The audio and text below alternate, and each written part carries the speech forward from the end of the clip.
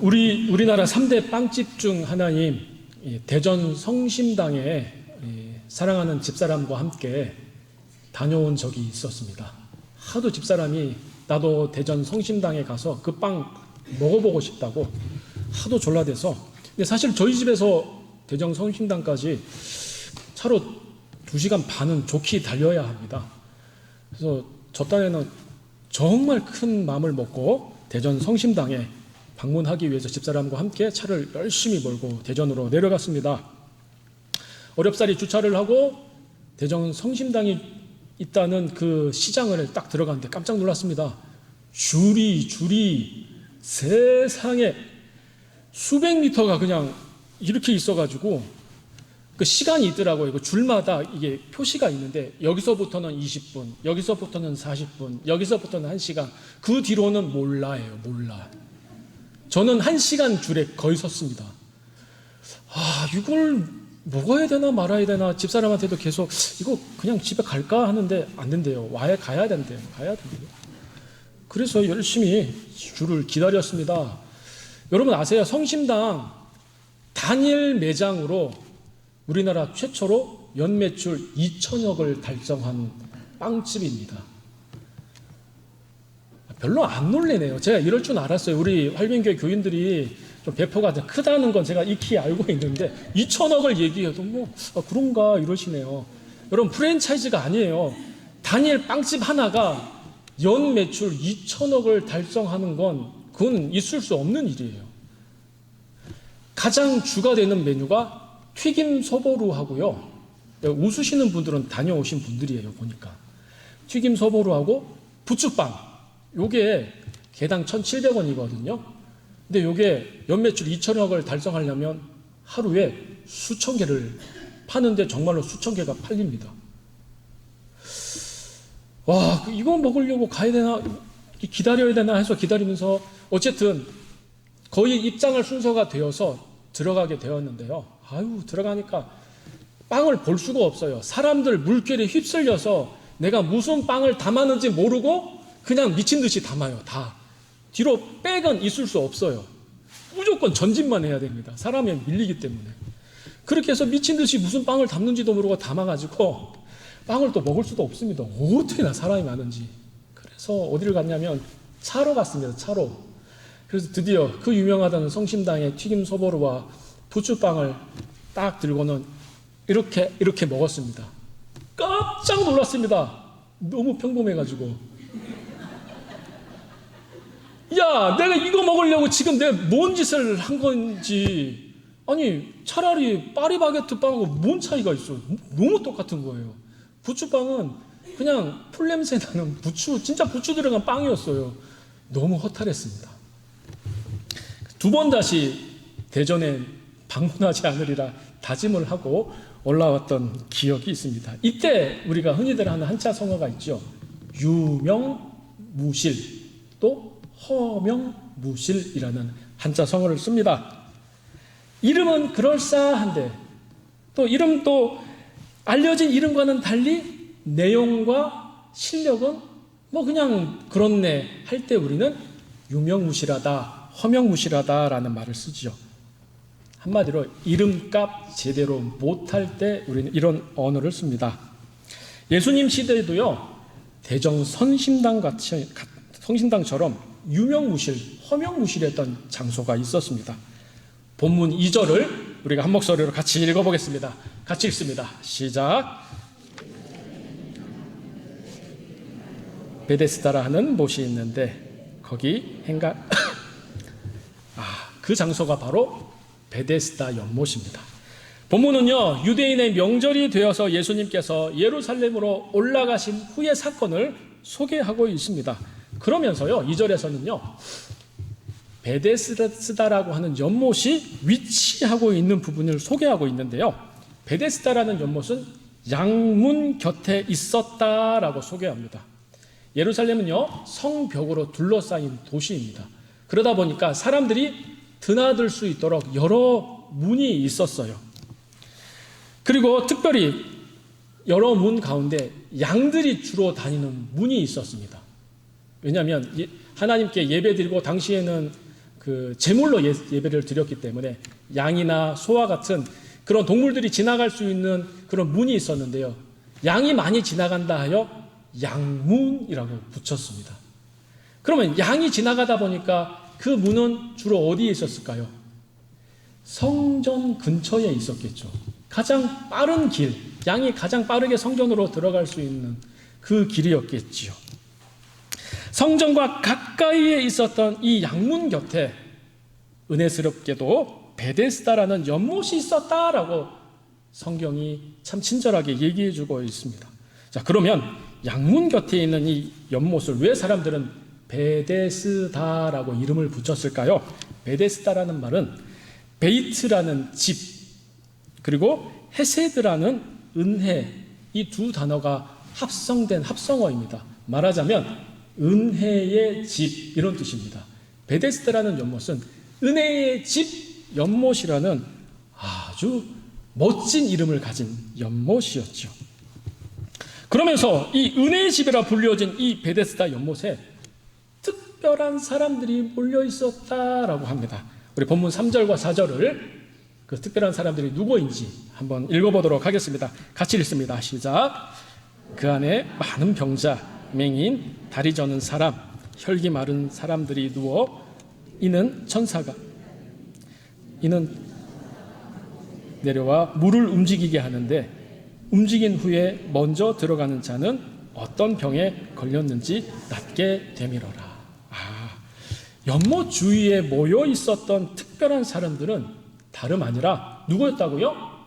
병자들이 모여 있었다라고 성경은 증언합니다. 그 병자들은 볼 수 없었던 소경, 걸을 수 없었던 안진뱅이 혹은 쩔뚝바리들, 그리고 도무지 움직일 수 없는 중풍병자와 혈기 마른 자들 등 여러 종류의 중증 증상을 가진 사람들이 베데스다 연못 주위에 누워서 기거하고 있었다라고 합니다. 그러면 그들이 왜 하필 베데스다 연못 주위에 모여 있었습니까? 이유는 우리가 아까 읽었던 바와 같이 그들이 들었던 근거 없는 한 전설 때문이었습니다. 베데스다라 불리는 이 연못에 가끔 그 전설에 따르면 천사가 내려오는데 그 천사가 내려와서 물을 갑자기 휘젓는데요. 그러면 그때 제일 먼저 그 물에 들어가는, 그 연못에 들어가는 사람은 어떤 병이든 낫는다는 근거 없는 전설 때문이었습니다. 물론 근거 없는 전설이었지만 의학적으로도 주술적으로도 도무지 고칠 수 없는 장애를 가지고 있었기 때문에 기댈 희망이라곤 오로지 은혜의 집이라 불리는 이 베데스다 연못에 들어가는 일 외에는 달리 생각할 겨를이 없는 사람들이었습니다. 알면서도 이거 외에는 소망이 없기 때문이지요. 그런데요, 한번 생각해 보겠습니다. 당시 소문대로 정말로 천사가 내려와서 물을 휘 저었다고 생각해 보겠습니다. 어느 날 갑자기 정말로 물이 확 움직인다고 생각해 보겠습니다. 연못에 물이 막 움직일 때 앞을 보지 못한 소경이 물이 동하는 걸 볼 수 있었을까요? 못 봅니다. 사람들이 움직이니까 뭐가 움직였는가 봐 하고 그때서야 따라 움직이겠죠. 첫 번째로 절대로 들어갈 수 없겠죠. 그 못에. 또 물이 동한들, 움직인들, 쩔뚝바리들, 안전뱅이들이 물이 동하자마자 얼른 일어나서 움직일 수 있습니까? 남의 도움을 받지 않고서는 움직일 수 없는 사람들이 어떻게 움직일 수 있겠습니까? 크림의 떡일 뿐이지요.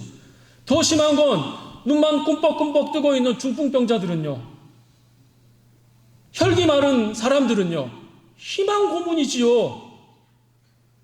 누가 옮겨다가 그 물에 넣어주지 않는 이상 도저히 그 물에 들어갈 수 없는 사람들입니다. 그런데 그런 사람들이 태바인 그 연못에 물이 동할 때 들어가라니요. 그러면 병이 낫는다니요. 무엇을 말씀하고 있을까요? 베데스다 연못 주위를 배회하는 이 병자들은 바로 이 세상에 태어난 우리 모든 인생들의 영적인 형편을 성경이 묘사하고 있는 것이죠. 인생 중에 아무도 자기 힘으로는 구원을 얻을 자가 없습니다. 그럼에도 불구하고 우리 인생들은 나름대로 어떤 종교에 기대어 혹은 철학에 기대어 혹은 선한 삶에 기대어 영생을 누구나 추구합니다. 불루초를 찾아 헤맸던 진시 황제와 진시 황에 버금갈 정도로 불로장생에 그토록 집착했던 중국 한나라의 한무제도 영생을 추구했던 대표적인 인물들이었습니다. 프랑스 귀족들도 불멸과 영생을 위해 수많은 연금술사들을 배출합니다. 하지만 그러한 불멸과 영생을 위한 인간의 노력은 아시잖아요. 모두 실패로 끝나고 말았습니다. 그들이 추구했던 그 영생으로 살아남은 사람이 어디 있습니까? 모두가 걸어갔던 그 죽음의 길을 그들도 맞이했을 뿐입니다. 성경은 말씀합니다. 다른 이로서는 구원을 얻을 수 없나니 천하 인간의 구원을 얻을 만한 다른 이름을 우리에게 주신 일이 없기 때문입니다. 예수 그리스도 외에는 다른 구원의 방법이 없습니다. 이렇듯 구원을 얻고자 애쓰는 하나님을 떠난 인생의 모습이 마치 물이 동해도 스스로 움직일 수 없는, 연못에 뛰어들 능력조차 없는 병자들의 모습과 너무나 닮아 있는 것을 보고 있는 것이죠. 그것을 성경이 증언하고 있는 겁니다. 그런데요, 충격적입니다. 지금 이들이 있는 곳이 제가 어디라고 했습니까? 베데스다 연못입니다. 베데스다의 뜻이 뭐라고 했습니까? 네? 네, 은혜의 집입니다. 은혜의 집. 그렇다면 베데스다 연못에는 은혜의 집이라는 이름에 걸맞게 은혜가 충만했습니까? 지금까지 이 은혜의 집에서 일어나는 은혜의 원리는 무엇이었습니까? 천사가 물을 휘저을 때 누구든지 제일 먼저 어디요? 그 연못에 들어가야 낫는다는 원리가 작용한 곳이었습니다. 아무리 천사가 물을 휘저어 놓아도 자기 발로 자기 힘으로 그것도 제일 먼저 달려가야만 낫는다는 원리가 작용하는 곳이었지요. 그건 은혜가 아니지요. 은혜의 집인데 은혜의 원리가 작동하지 않은 곳이었어요. 만일 물이 동할 때 누군가 제일 먼저 못에 들어와서 그러면 병이 낫게 되었다면 그것은 은혜로 병이 나은 것이 아니라 그 사람이 다른 사람보다 먼저 잽싸게 행동한 덕분에, 그 사람의 노력 덕분에 나은 것이지요. 치유의 원인이 은혜가 아니라 병자의 민첩함에서 발견할 수 있는 겁니다. 어떤 목적을 위해 나의 노력이나 수고가 담긴 행위를 해야 한다면 그것은 더 이상 은혜가 아니라 행위 원리가 작용한 겁니다. 은혜는 절대로 제일 먼저 물에 들어갈 어떤 행위를 요구하지 않기 때문이지요. 안타깝게도 은혜의 집이라 불리웠던 이 아름다운 이름을 가진 이 연못에는 정작 풍성이 있어야 할 은혜가 없었던 겁니다. 베데스다라는 이름에 걸맞지 않게 은혜의 원리가 아니라 제일 먼저 물에 들어가야 낫는다는 행위의 원리가 작동하는 또 다른 지옥에 불과했던 곳이었지요. 창립 54주년을 맞은 우리 활빈교회는 활빈이라는 이름에 걸맞게 영과 육이 가난한 사람들을 구원한다는 이 활빈이라는 이름에 걸맞게 오늘도 영혼을 살리는 역할을 제대로 하고 있는 이름값 하는 교회입니까? 아니면 유명무실, 허명무실, 베데스다 연못처럼 이름값 못하는 교회입니까? 그러면서 본문은 너무나도 다양스럽게 유명무실, 허명무실 불과했던 이 베데스다 연못에 행위 원리가 아니라 은혜의 원리가 제대로 작동되도록 일하시는 예수님의 모습을 볼 수 있습니다. 본문 6절의 상반절을 함께 읽어보도록 하겠습니다. 같이 읽습니다. 시작. 예수께서 그 누운 것을 보시고 병이 오래된 줄 알고. 주님이 이제 일하십니다. 어떻게 일하시냐면요, 주님은 예루살렘 성전 근처에 있던 베데스다 연못가를 갑자기 방문하십니다. 이름은 은혜의 집인데 행위의 원리가 작용했던 그 은혜의 연못에 주님이 방문하십니다. 그리고 38년 된 병자 한 사람을 주목하여 보십니다. 왜 하필 38년 된 병자입니까? 왜요? 제가 진짜 몰라서 묻습니다. 왜 하필 38년 된 병자입니까? 그 연못가에 낫고자 아우성치며 살려달라 애쓰는 연못주의를 배회하는 병자들이 얼마나 많았었는데 왜 하필 38년 된 병자만 주목하여 보셨습니까?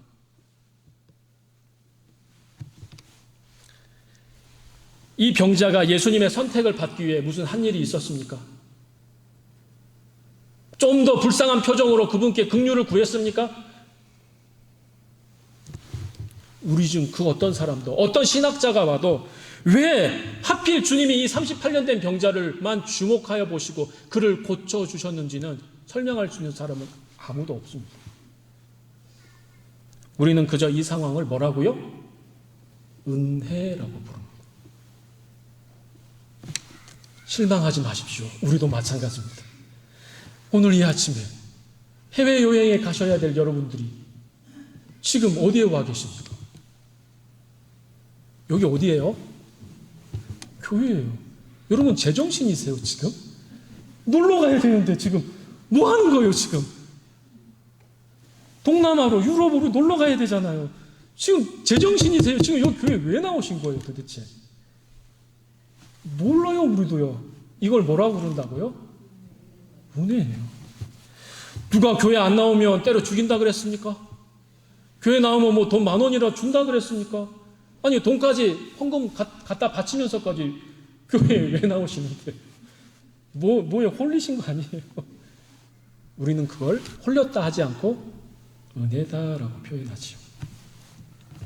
수많은 가족들이 있고 수많은 형제들이 있고 수많은 식구들이 있는데 우리만 예배드리고 있는 건 은혜입니다. 저는 3형제입니다. 남자만 3명입니다. 그런데 남자 3명 중에 제일 잘생기고 제일 여자한테 인기 많고 그런 제가 목사가 되었어요.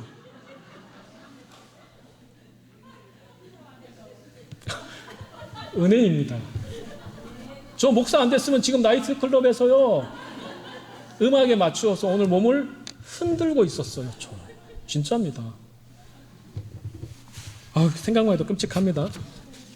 여러분, 저와 여러분이 반드시 기억해야 할 은혜의 원리가 이것입니다. 수많은 병자들이 누워 있었음에도 불구하고 38년 된 병자만 주께서 주목하여 보셨듯이 너무나 감사하게도 너무나 다행이게도 오늘 이 시간 저와 여러분이 불당이 아니라 이슬람교 사원이 아니라 주일 예배에 나오신 게 얼마나 다행입니까? 이러한 은혜 앞에 저와 여러분이 한 일이 있었습니까? 뭘 했습니까 우리가? 인간의 행위와 공로로는 이 은혜에 도무지 낄 자리가 없습니다. 오늘도 아무런 이유 없이 우리를 불러주신 은혜를 베푸시는 이 예수 그리스도의 일하심 때문에 우리 삶 가운데 오늘도 우리가 주회전에서 예배드리는 은혜의 원리가 여전히 작동하고 있는 것을 봅니다. 서울 청계천 그 판자촌에 12,000여 세대, 이 6만여 명의 사람들이 그 판자촌 비좁은 틈에서 아등바등 살고 있었지요. 술과 가난과 질병에 찌들고 종종 칼부림이 난무하며 도저히 맡을 수 없는 악취가 진동했던 그곳 청계천에도 1971년 활빈교회가 세워졌다 들었습니다. 껌파리들, 단무지 장사하는 사람들, 손수레 행상자들, 그리고 농마주의자들, 이른바 사회에서 가장 밑바닥에 있었던 냄새나고 악과 깡만 남은 이 청계천에도 교회가 세워진 겁니다. 예수 그리스도의 은혜의 원리가 드디어 청계천 가운데도 1971년에 제대로 작동하게 되었던 겁니다. 비록 지금 장소와 사람들은 바뀌었을지 몰라도 활빈교회가 올해 54주년을 맞을 동안 여전히 우리 이 교회가 존재하고 있는 것은 주께서 우리 활빈교회 가운데 일하고 계신 은혜의 이유 때문인 줄 믿습니다. 여전히 은혜의 원리가 우리 활빈교회 가운데 작동하고 있음을 우리가 우리의 눈으로 목도하고 있는 것이지요. 그렇다면 이러한 은혜의 원리가 멈추지 않고 끊임없이 계속해서 작동하기 위해서는 어찌 해야겠습니까? 본문 6절의 하반절을 같이 읽어보겠습니다. 같이 읽습니다. 시작. 이르시되 내가 낫고자. 주님께서 그 병자에게 물으십니다. 낫고 싶냐? 세상에 이런 뻔한 질문이 어디 있습니까? 38년 동안 그 병마에 고생했던 그 병자에게 낫고 싶냐라는 말도 안 되는 질문을 하신다니요. 낫고 싶지 않은 병자가 어디 있겠습니까? 이러한 예수님의 질문에 대한 의미를 신학자 아도 핑크는 이렇게 해석했습니다. 네가 낫고자 하느냐라는 예수님의 질문 안에는 너가 아무것도 할 수 없는 존재임을 이제 인정하고 나에게 너의 모든 것을 다 맡길 의향이 있느냐라고 물으신 것이다 라고 해석하였습니다. 너무나도 이 해석에 동의합니다. 주님은 왜 병자가 무기력함을 스스로 인정하고 자신에게 모든 것을 다 내어 던져서 맡길 것을 권면하셨을까요? 주님의 관심은 그저 이 병자가 병에서 놓여 자유로워지는 그 수준에 머물러 있지 않기를 원하셨기 때문입니다. 요한복음 17장 21절과 22절을 우리가 한번 같이 읽어보도록 하겠습니다. 주님의 궁극적인 목적을 같이 한번 살펴보도록 하겠습니다. 같이 읽습니다. 시작.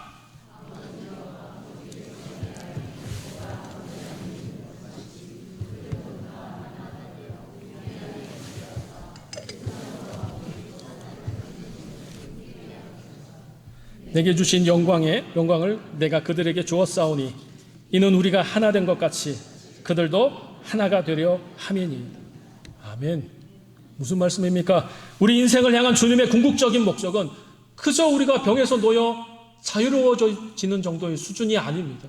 그저 우리를 예뻐해 주시는 수준이 아닙니다. 그저 우리를 귀엽다 이렇게 아는 체 해주신 수준이 아니라니까요. 우리를 향한 주님의 궁극적인 목표는 말씀에서 읽었던 것과 같이 성부, 성자, 성령 하나님이 하나가 된 것 같이 우리도 그분들과 하나가 되기를 원하셨던 겁니다. 놀랍지 않습니까? 우리를 향하신 하나님의 사랑의 수준이요. 주께서 우리와 하나가 되기를 원하셨던 그 주님께서는 정말로 우리와 하나가 되기 위하여 실제로 당신의 모든 것을 내어주셨지요. 어떻게 해요? 십자가에 못 박히심으로 말미암아 말입니다. 마찬가지로 주님께서는요, 이유는 알 수 없습니다. 설명할 수는 없습니다. 38년 된 병자의 병을 치유해 주실 뿐만 아니라 궁극적으로 병자와 하나가 되기를 원하셨던 거죠. 뿐만 아니라 주님께서는 베푸신 은혜가 아무 조건 없이 치유받은 병자를 통하여 다시 세상으로 흘러가기를 궁극적으로 원하십니다. 그렇다면 주께서 베푸신 이러한 은혜의 원리가 제대로 병자를 통하여 흘러가기 위해서는 병자 또한 스스로의 무기력함과 자신의 힘으로는 아무것도 할 수 없음을 주님 앞에 인정하고 그의 모든 인생을 예수 그리스도께 맡기고 던질 수 있어야 했습니다. 그래야 주께서 일하실 수 있기 때문입니다. 네가 낫고자 하느냐라는 주님의 질문은 너가 나한테 너의 모든 것을 맡길 수 있느냐를 물으신 것이었고, 그렇게 예수 그리스도께 우리의 모든 것을 내어 던질 때 비로소 우리 안에서 은혜의 원리가 제대로 작동될 수 있음을 오늘 본문은 우리에게 가르쳐주고 있습니다. 결론입니다. 그럼 이 본문의 말씀을 우리 삶에 어떻게 구체적으로 적용할 수 있을까요? 2024년 대한민국 대중문화예술상 시상식이 있었습니다. 정부에서 예술인들에게 참 잘했다 해서 훈장을 주는 일이 있었습니다. 그때 24년도에 문화훈장을 받은 사람이 가수 이문세 씨였습니다. 이때 이문세 씨가 했던 수상 소감을 잠시 한번 보도록 하겠습니다. 아름다운 계절입니다. 감동스러운 시간이 계속 흐르고 있고요. 저도 누구 못지않게 하고 싶은 얘기, 감사 전해드려야 될 사람들이 너무나 수도 없이 많지만 그분들은 다 내가 얼만큼 감사하고 있는지를 느끼고 계실 거예요. 그래서 저는 거두절미하고 노래 한 구절 하겠습니다. 동시에 F 한 번만 주세요. F.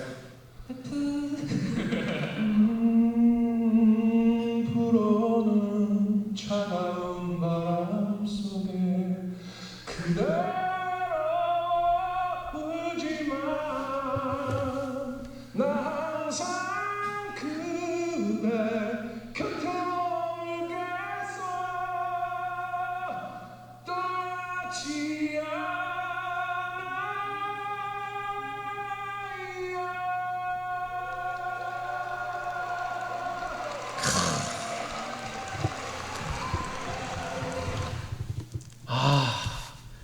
제가 좋아하는 노래입니다. 가수 이문세 씨가요, 수상 소감을 노래로 부르는 것은 단순히 감사의 인사를 대신하는 것을 넘어서 오랜 세월 그를 사랑해준 대중에게 보내는 특별한 의미를 담고 있었습니다. 상을 준 대중에게 평생 가수로서 삶을 살아온 그 사람에게 익숙치 않은 긴 소감론으로, 그 언어로 감사를 표현한다는 건 어려웠겠죠.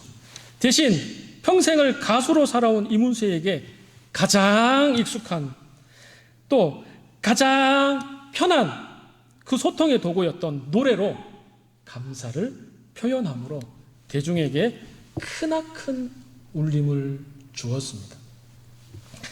그렇다면 우리 활빈교회도요, 활빈교회가 가장 잘할 수 있는 방법으로 다시 활빈이란 이름에 걸맞은 이름값 하는 교회로 한국교회에 도전과 울림을 다시 주는 교회로 나아가야 할 줄 믿습니다. 활빈교회가 활빈의 이름으로 가장 잘할 수 있는 게 뭡니까?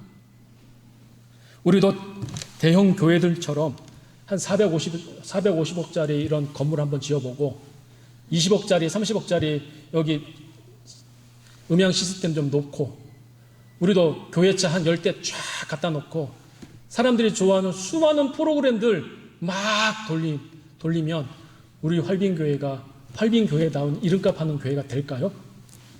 그건 우리 옷에 안 맞는 옷입니다. 1971년 10월 3일 악취가 진동했고 칼부림이 난무했던 세상의 가장 밑바닥에 있었던 6만여 명의 청계천 사람들을 그 당시 그저 내 보금자리에서 보듬고 내가 있던 처소에서 그곳 사람들에게도 그저 새벽이 있음을 알리고자 시작했던 활빈의 창립 정신을 우리는 다시 한번 되새겨야 합니다. 무서워서 누구도 다가가기 싫어했고 냄새나서 누구도 함께 하기를 주저했던 그 사람들, 그 술주정뱅이들, 악과 깡만 남은 아낙네들과 복음을 나누었던 그 마음으로 활빈교회는요, 지금 우리가 속해 있는 지역사회에 소외된 이웃들을 다시 섬기는 본질적인 사랑의 실천을 통해 예수 그리스도의 은혜의 원리가 세상 속에 다시 작동되도록 해야 합니다. 진정성 있는 봉사와 나눔이라는 활빈교회라면, 활빈의 이름을 가진 그 교회라면 활빈의 노래를 부름으로써 다시 은혜의 원리가 제대로 작동되는 집이 될 때 활빈이라는 이름값 하는 교회로 거듭나게 될 것입니다. 그러므로 제발 인색하지 마십시오. 제발 째째하지 마십시오. 마음을 좀 넉넉히 가져주십시오. 받는 것보다 나누어 주는 것에 더욱 행복을 느껴주십시오. 주고 나누고 베풀고 퍼주는 것으로 우리가 받은 은혜가 세상으로 흘러가도록 해야 합니다. 그것이 가장 활빈교회다운 모습입니다. 이런 은혜의 원리가 이곳 활빈교회에 제대로 흐르도록, 그래서 이름값 하는 활빈의 노래를 제대로 부르는 교회가 되도록 이제 마음을 모아주시기를 부탁드립니다. 베데스다 연못이 예수님의 방문을 받고서야 비로소 은혜의 집이 된 것처럼 창립 54주년을 맞은 우리 활빈교회가 활빈이라는 이름에 걸맞게 활빈다운 노래를 부를 수 있도록 다시 주님의 방문을 받는 교회가 되기를 간절히 소망합니다. 기도하겠습니다. 사랑하는 주님, 우리 교회가 예수님 외에는 자랑할 것이 없는 교회가 되게 하여 주옵소서.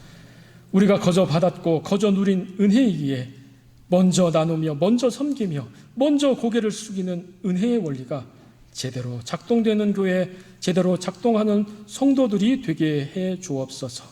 이 원리가 우리 공동체를 이루는 중심 원리가 되게 하옵소서.